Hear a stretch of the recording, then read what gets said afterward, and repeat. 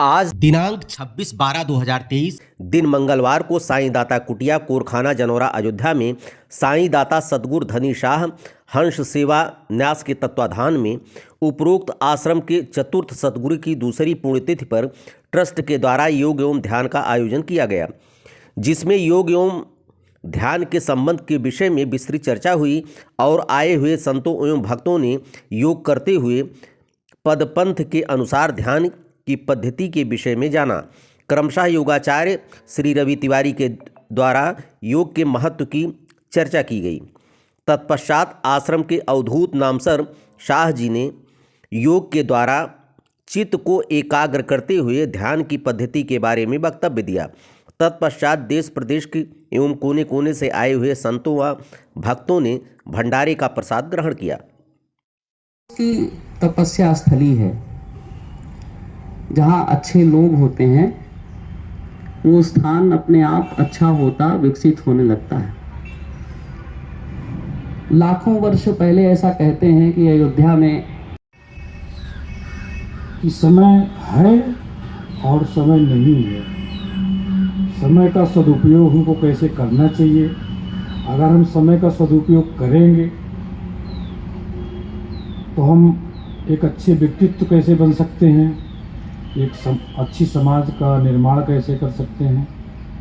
अगर हम उसका उपयोग नहीं करेंगे, जैसे आदरणीय इंजीनियर साहब ने कहा कि एक व्यक्ति ने जो है पैसा खर्च करके अपने आप को कुत्ते जैसा बना लिया, तो दोनों चीज़ें हमारे ही हाथ में हैं। तय हमको करना है कि हमको बनना क्या है।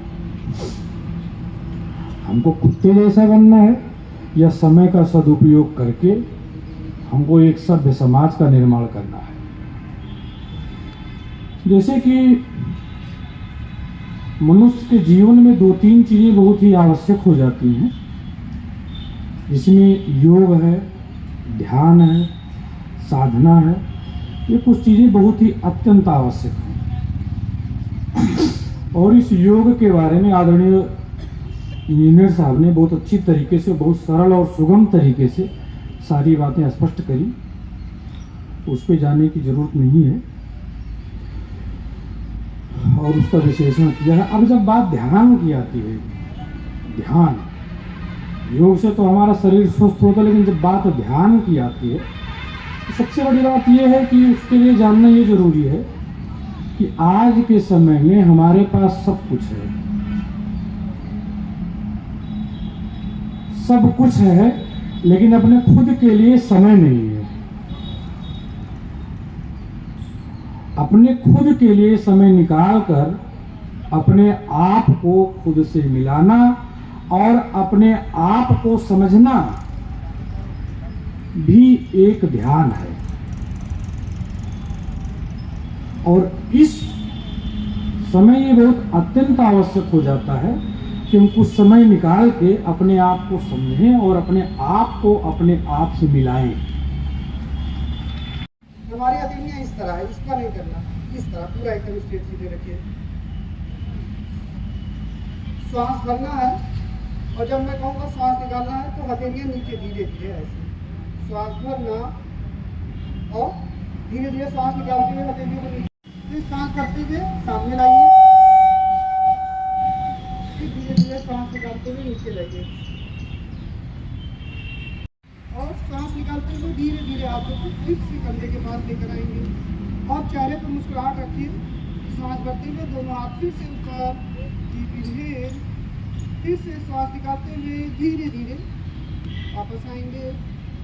फिर से एक बार श्वास भरते हुए दोनों हाथ ऊपर और श्वास निकालते हुए नीचे। अंतिम बार धीरे धीरे श्वास निकालते हुए नीचे। अब रिलैक्स करते हैं दोनों हाथों को नीचे और सांस निकालते हुए पीछे। फिर से इसी क्रिया को सांस भरते हुए आगे और सांस निकालते हुए पीछे। हमारे यहाँ जनौरा गद्दी के चौथे गुरुजी की पुण्यतिथि है, दूसरी पुण्यतिथि ये है। उस पे जो है भंडारे का और योग का और योग के साथ में ध्यान का कार्यक्रम रखा गया है। और उसका जो क्यों रखा गया है उसके बारे में दाता जी आपको बताएंगे।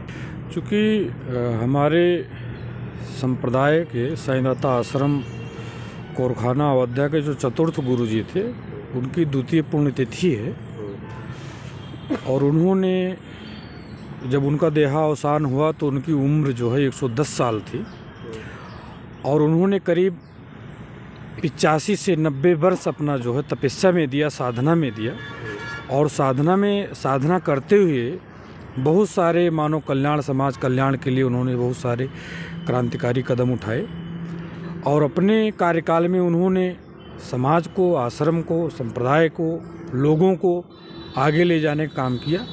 इसलिए हम लोगों का उद्देश्य ये है कि आज उनकी दूसरी पुण्यतिथि है तो उनको याद करके कुछ भाव भजन, कुछ सद्भाव साधना से जो है उनको याद करके उनके बताए हुए कदमों का, बताए हुए चीज़ों का पालन करते हुए आगे बढ़ें। इस पावन अवसर पर